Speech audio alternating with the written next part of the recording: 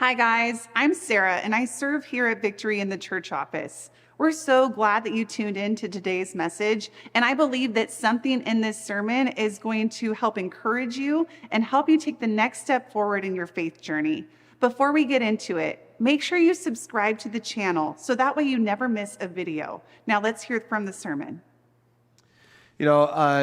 Every year we typically do New Year's resolutions, but when do we do that? New Year's, right? That's typically when we do that. How many of you did New Year's resolutions? How many of you did those? Oh, good. You all have wise people in the room. I didn't do it. Nobody's raising their hand. Because sometimes I find when we do New Year's resolutions, what happens is that we set up goals. How many of you set goals, though? How many of you set goals for the year? Yeah, I knew it. All right, I knew I'd at least get one. All right, some of you set goals for the year, which is all good. Something that we want to see happen, that we want to accomplish for the year. But we also do New Year's resolutions where we reflect on the past year and kind of go, I didn't like this or like this. I want to do something different. Well, in the Christian life, that's great, by the way, to do that at New Year's. But in the Christian life, it makes a lot more sense to actually maybe do that today at Easter time.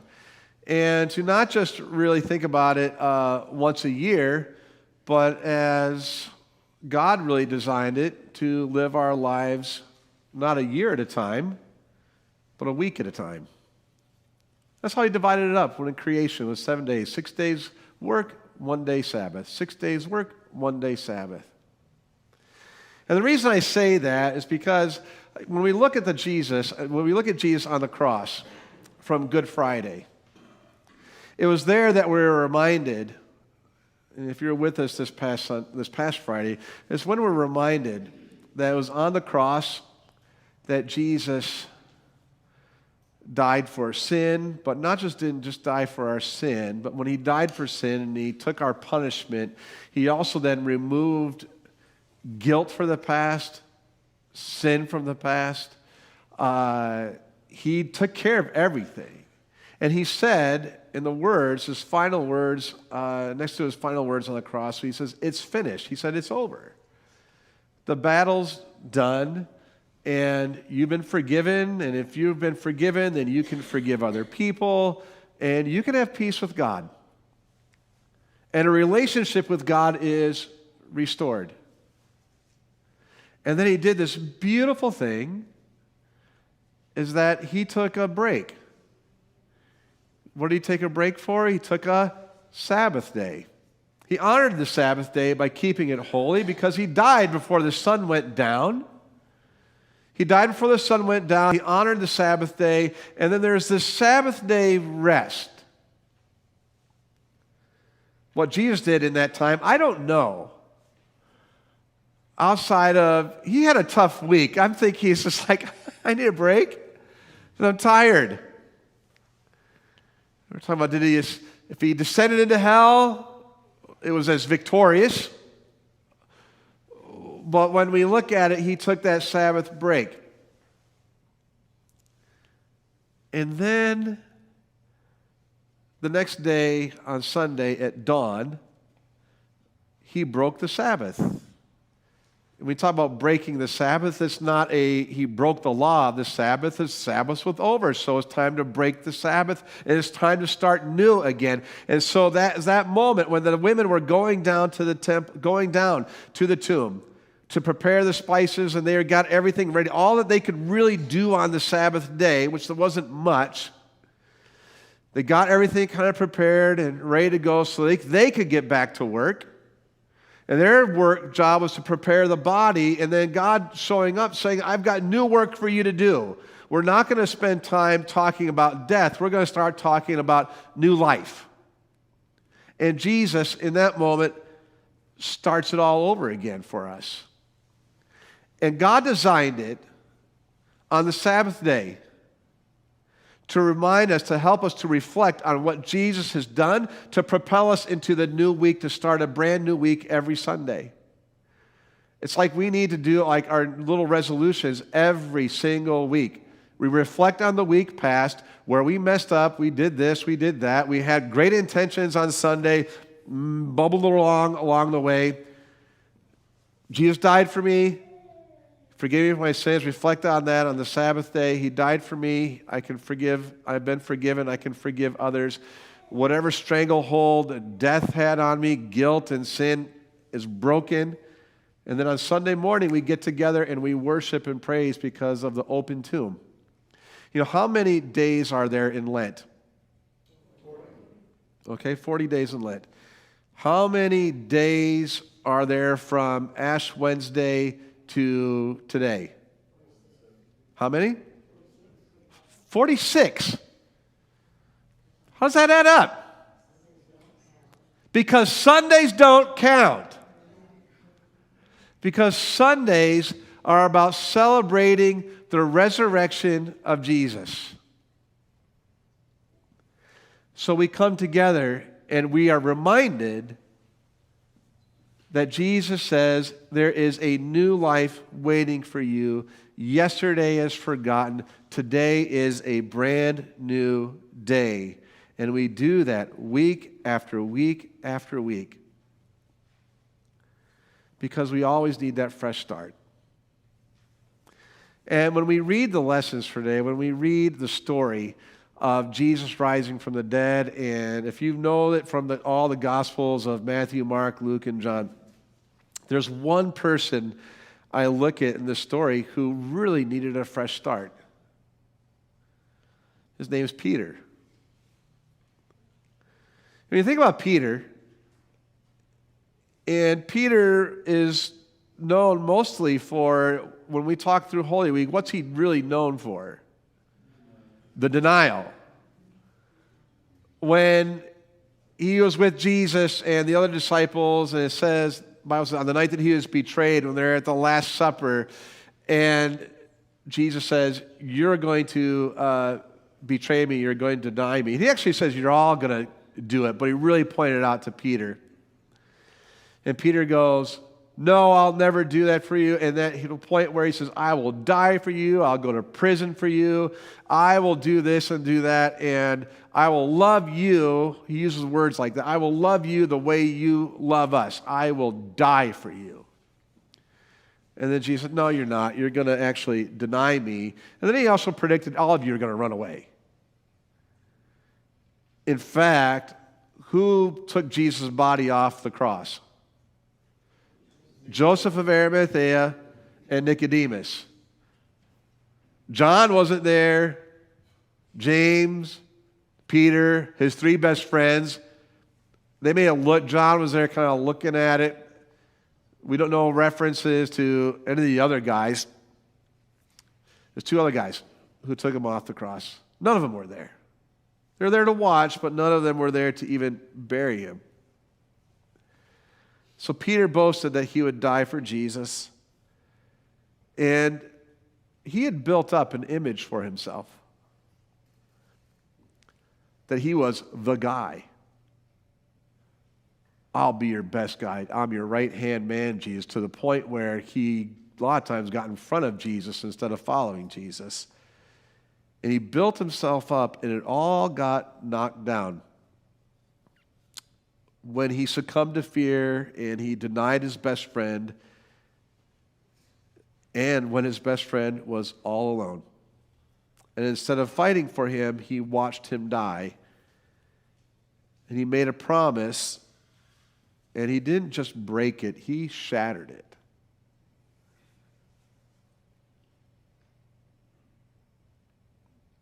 Peter, I imagine on that Sabbath day, was in crisis.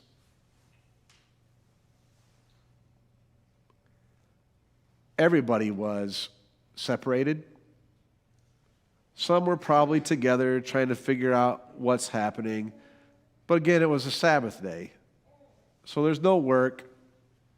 There's no play. There's nothing. It's just you sitting in your house. No distractions.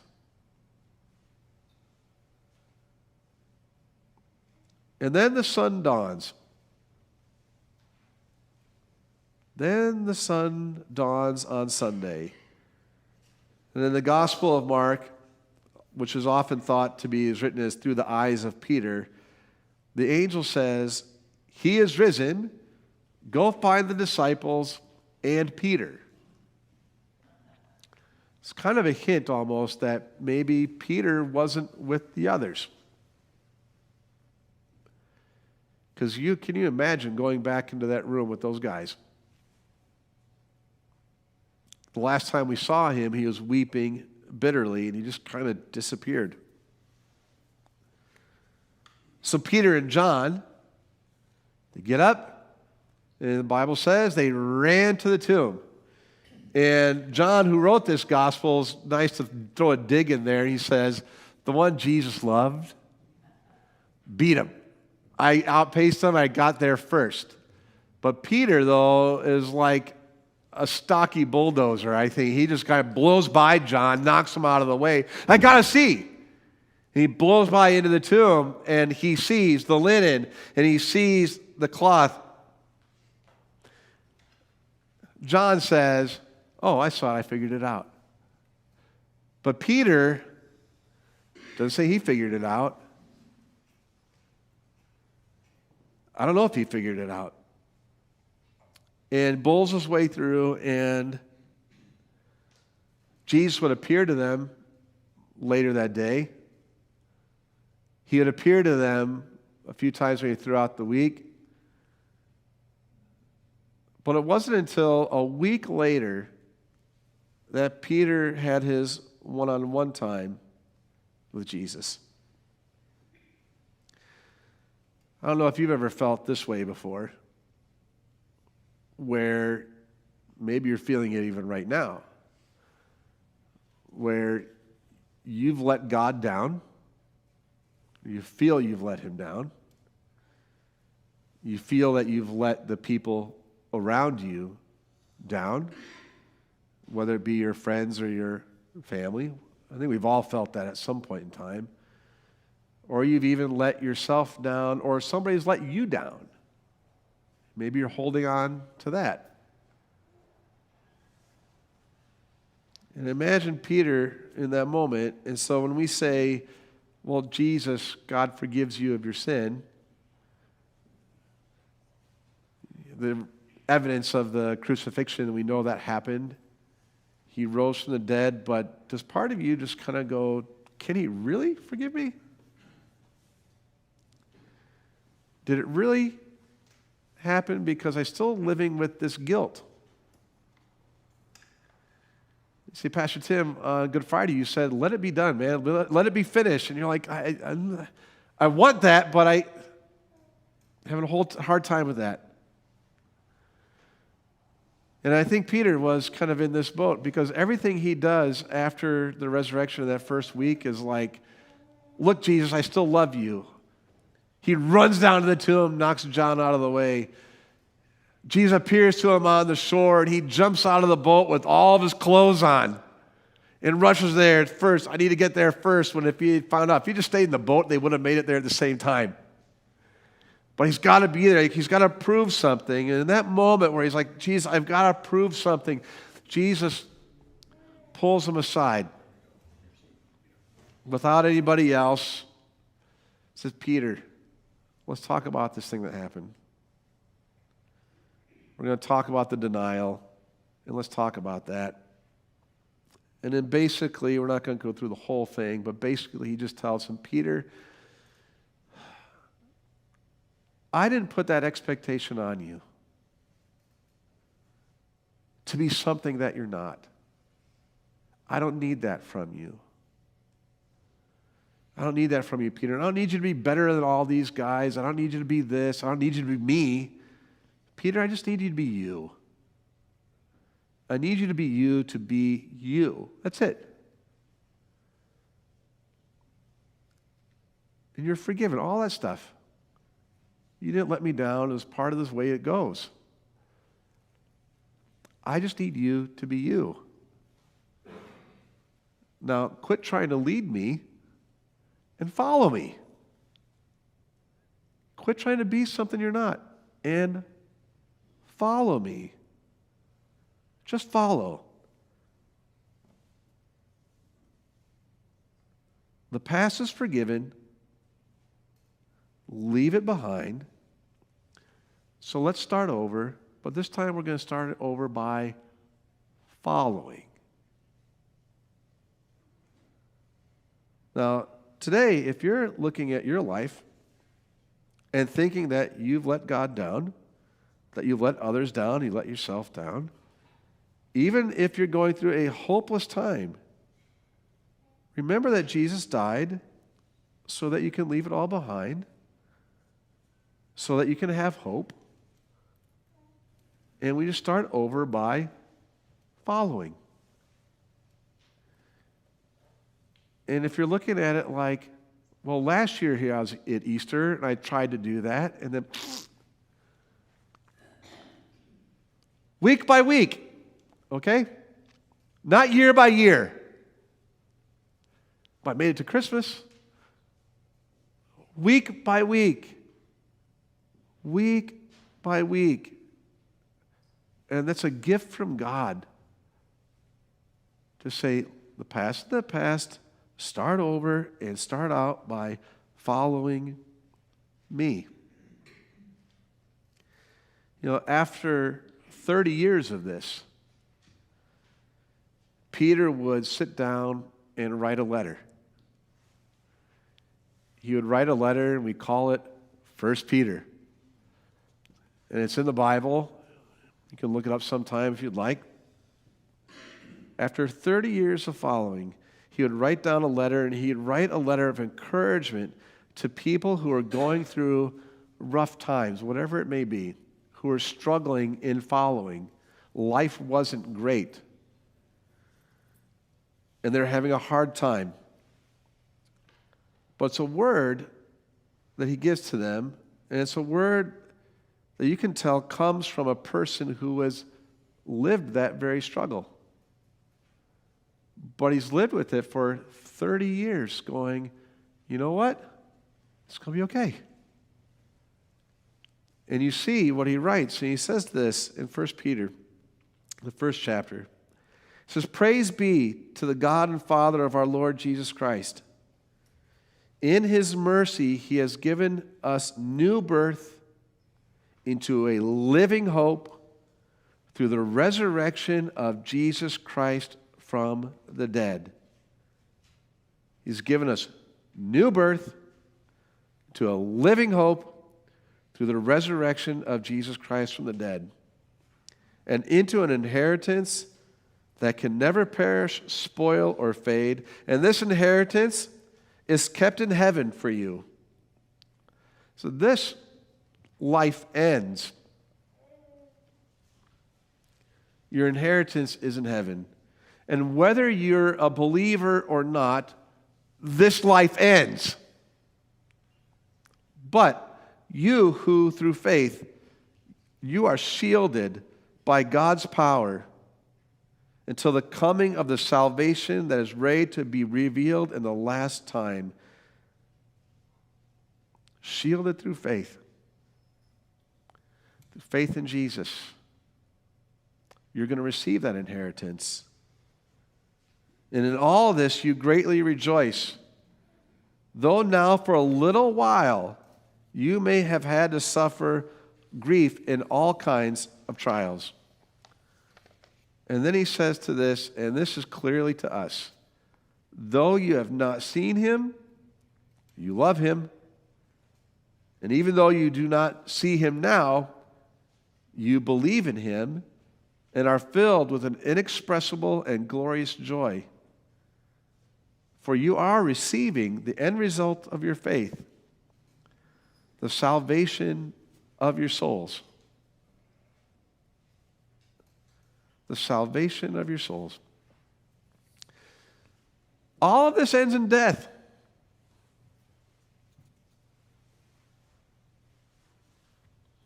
Except for those who follow Jesus. So follow Jesus. You know, life is hard. How many of you would agree that life is hard? Okay. It's going to be hard no matter what. There's no secret key to a non-hard life. But I would rather instead of following my own way, which tends to make things worse, but instead follow the one who gives life. And not just life for me, but through following him, the message goes out and others come to faith and have life through Jesus. So follow. And don't leave today without thinking about what's your next step out of the tomb. I didn't say the whole journey. What's the next step? If you're here for the announcements, if you get the emails, if you get the communication from this church and from other places and things like that, there's a lot of stuff designed for that next step. Whether it be women's groups, we got mentality coming up, Rooted, which is be great, just learning how to follow Jesus, how to volunteer, all those things. They're all designed to help you with that next step. Don't let the opportunity go by because you got something else to do, because you're good. Figure it out, but just a step. But follow Jesus. The next few weeks then, here at Victory on Sundays, we're going to be talking about evidence for the resurrection, because sometimes people have a hard time even with that piece. Like, okay, it sounds great, it sounds like a great story, but how can I be sure of that next step? How can I be sure that he actually rose from the dead? And we're going to talk about that. We're going to talk about proofs for the resurrection. So if anything, make a next step of, I'll be there next week. That's a great first step. How many of you, I look around, who are here every week, how many of it's a vital part of your life? Right? And I see you guys every week. And for those of you I don't see every week, I'm not throwing shade. Because my plea for you is because we know, and people know what it's like to relive the crucifixion, so that to relive and come back to life. To take the Sabbath day, to make it holy, and to start fresh and new outside of the tomb. To know that it's finished, my guilt is gone, sin's gone, and how to start over every single